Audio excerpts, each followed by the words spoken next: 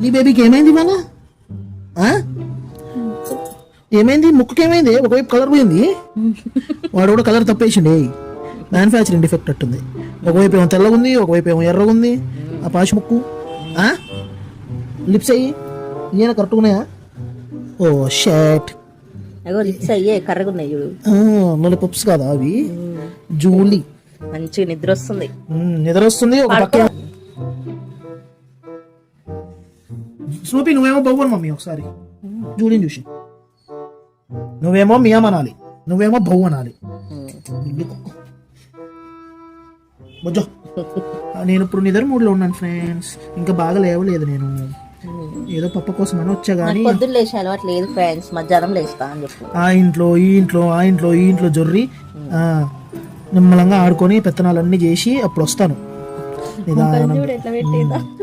చూడండి ఎంత అమాయకురాల్లా బిహేవ్ చేస్తానో. కానీ నేను చేసే పనులన్నీ తీట పనులు, బాగా తీట పనులు చేస్తూ ఉంటాను. ఇంట్లో వీళ్ళకేమో టెన్షన్లు పెడతా ఉంటాను కనబడకుండా ఉండి, యాడికి పోయినా ఎటు తప్పిపోయినో అని. అట్లా వస్తుంది ఫ్రెండ్స్. పొయ్యికాడికి వచ్చి మూతిలో ఉన్న బొచ్చంతా కాల్చుకుంది. ఇటు పక్క చూడండి ఎట్ట కాలిందో. ఏమో వంట చేస్తుందంట. ఏమొచ్చు వంట చిన్నపిల్లకి. మీసాలన్నీ కాలిపాయే. సిగ్గుపోయింది ఆ రోజు మొత్తం. ఏందో పరువు పోగొట్టుకునే పనులే అన్నీ. మళ్ళీ ఏదో పెత్తనాలు చేస్తుంది మరి.